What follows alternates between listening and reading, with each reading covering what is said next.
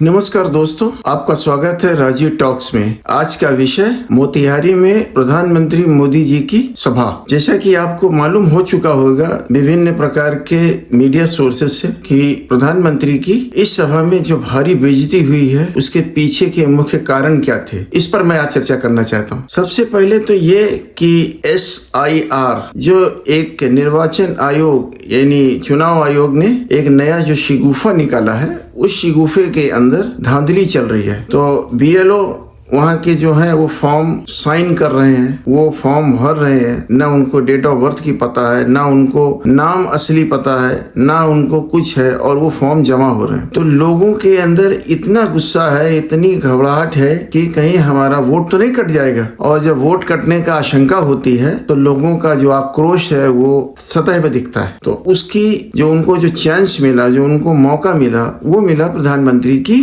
Rally का। प्रधानमंत्री की रैली में बसों का इंतजाम किया गया।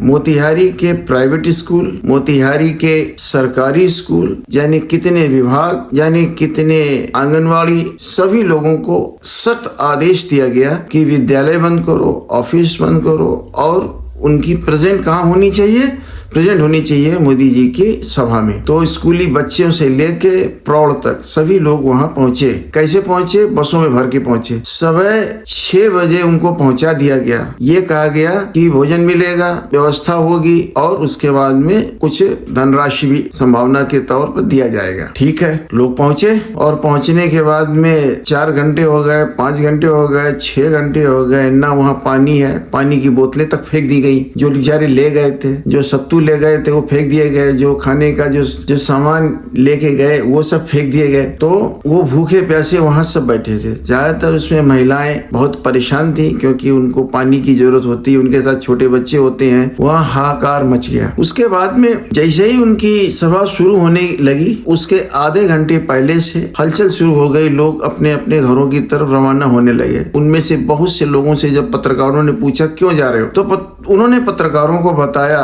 कि न यहाँ पानी की व्यवस्था है, ना यहाँ किसी भी चीज की व्यवस्था है, ना खाने पीने की व्यवस्था। सुबह से आके बैठा दिए गए। और बहुतों ने तो ये भी बताया कि हमको ये भी नहीं मालूम है कौन आ रहा है, और प्रधानमंत्री मोदी हैं कौन, ये तो हम लोग बात करते हैं, उनको नहीं मालूम था। तो इस स्थिति में वो सब लोगों को ढो के लाए, लेकिन वो जब जाने लगे तो उनको रोकने की कोशिश की गई। तो महिलाओं के साथ में अभद्रता का व्यवहार हुआ। तो जब अभद्रता का व्यवहार हुआ, जो उनके साथ पुरुष आए थे, वहाँ पे फिर जम के कुर्सियां चली। इधर से कुर्सी उड़ रही है तो उधर कुर्सी जा रही है। मोदी जी वहाँ सामने स्टेज पे खड़े हैं कि हो क्या रहा है। साथ ही साथ मोदी जी के स्टेज के ठीक सामने 2 युवक या 3 युवक खड़े होके काले झंडे भी दिखा रहे। ऐसा शायद पहली बार हुआ हो कि जो काला झंडा उनके साथ पहुंच कैसे गया। तो मोदी जी की बड़ी बेइज्जती हुई, बड़ा नाक कटी उनकी, और इसकी गाज किसी संयोजक के ऊपर जरूर गिरेगी जिसने ये अरेंज किया है, जो ये मीटिंग अरेंज की गई थी। लेकिन इसकी गहराइयों पर अगर जाए कि ऐसा हुआ क्यों, तो उसमें आक्रोश है लोगों कि हमको उठा के तो लाए, लेकिन पीछे उन्हें मालूम है कि हमारे वोट अभी तुम काट रहे हो। तो वो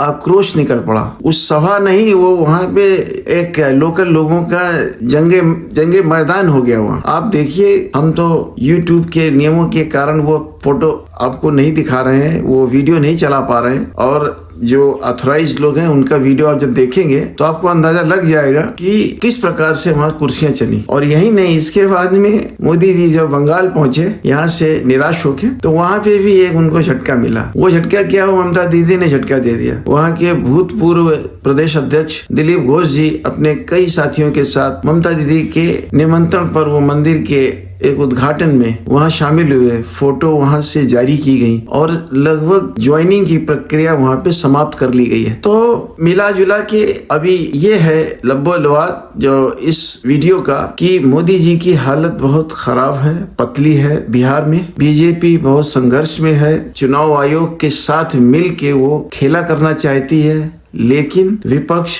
महागठबंधन, इंडिया गठबंधन बहुत अलर्ट है, बहुत ही उस्ताद है, सब उस्तादी के साथ काम कर रही है और वो इनका खेला समझ चुकी है। अगर ये 10 से 20% का वोट काट भी देंगे तो भी उनके पास में बहुत अच्छी संख्या है। लोग नाराज हैं, उनको ये पसंद नहीं आ रहा है कि यहाँ ऐसा हो, और इस पर उन्होंने ये विवरण बता रहे हैं कि जो जिनका नाम जा रहा है वो हमारे हैं, जबकि ऐसा नहीं है। वहाँ लोग, अंतरांचल में आप जाइए, गांव के अंदर तक जाइए, लोगों की नाराजगी स्पष्ट दिख रही है। बीएलओ को भगा रहे हैं तो बीएलओ ने क्या किया, पेड़ के नीचे बैठ के सारे फॉर्म साइन करके खुद ही जमा करें। जिन्होंने जमा नहीं किया है उनके फॉर्म अंदर है। अब ये समझ में नहीं आ रहा है कि बीएलओ हो या चुनाव आयोग हो, ये चीफ जस्टिस के सामने ये कैसे खड़े होंगे, चाहे वो हाई कोर्ट के जस्टिस हो, चाहे वो लोक इसके सुप्रीम कोर्ट के जस्टिस हो, वहां पर कैसे ये खड़े होंगे, अपनी पवित्रता कैसे साबित करेंगे कि नहीं हमने सारा काम अच्छा किया। तो ये जो सभा में बेइज्जती हुई है, इन सब का मिला जुला के जो असर हुआ है, उसके लिए ये हमने आज वीडियो बनाया। उम्मीद करता हूँ कि आपको अच्छा लगा होगा। अगर आपको अच्छा लगा है तो आप हमें लाइक करें और सब्सक्राइब करें। धन्यवाद।